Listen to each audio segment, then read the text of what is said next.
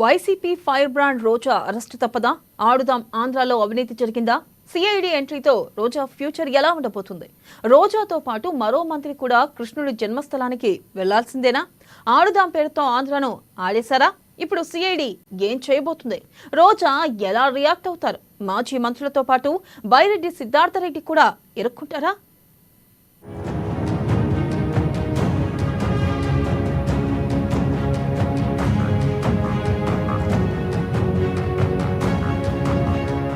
శ్వేతపత్రాలతో shock ఇస్తున్న కూటమి సర్కార్.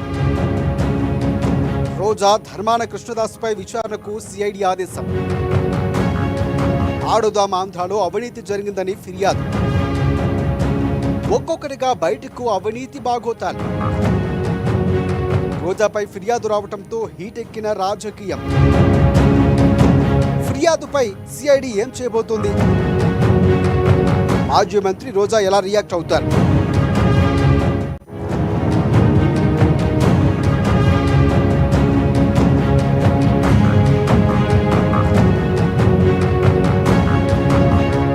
ఏపీని 2019-2024 వరకు ఏలిన వైసీపీ ప్రభుత్వంపై కూటమి అధికారంలోకి రాగానే శ్వేతపత్రాలు రిలీజ్ చేస్తోంది. ఏ శాఖల్లో అవినీతి జరిగింది, ఎంత మేరకు జరిగింది అనే లెక్కలు తీసే పనిలో దర్యాప్తు సంస్థలు నిమగ్నమయ్యాయి. దానికి తోడు స్వచ్ఛంద సంస్థలు, ఎవరైనా సామాజికవేత్తలు, రాజకీయ నేత, కోర్టులు ప్రభుత్వానికి ఫిర్యాదు చేస్తే గంటలోనే రంగంలోకి దిగిపోతున్నారు. ఇప్పటికే వైసీపీ ముఖ్య నేతలను ఒక్కొక్కరిని వరుస పెడుతున్న టీడీపీ ఇప్పుడు మాజీ మంత్రి ఫైర్ బ్రాండ్ రోజా శర్మమణి దగ్గరకు వచ్చి ఆగింది.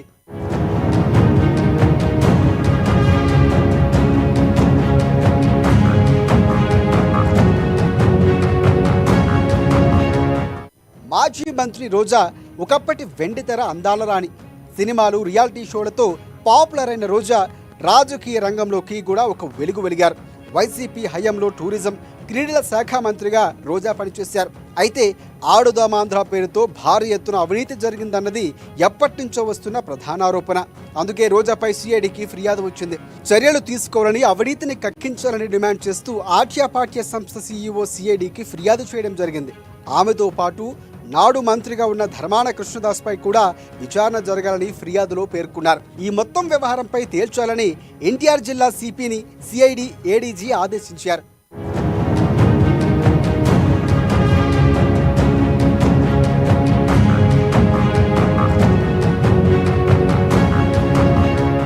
వాస్తవానికి టీడీపీ కూటమి అధికారంలోకి వచ్చిన తర్వాత ఒక్కొక్కటిగా అవినీతి బాగోతాలు బట్టబయలు చేస్తూ ఉండగా సరిగ్గా ఈ సమయంలోనే రోజాపై ఫిర్యాదులు రావడంతో రాష్ట్ర రాజకీయాలు మరింత హీటెక్కాయి.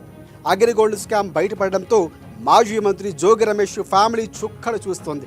రేపొద్దున్న పేర్ని నాని, ఆ తర్వాత కొడాలి నాని వంతు అని ప్రచారం జరుగుతున్న సమయంలో రోజా, ధర్మాన పేర్లు బయటికి ఇప్పుడు వచ్చాయి.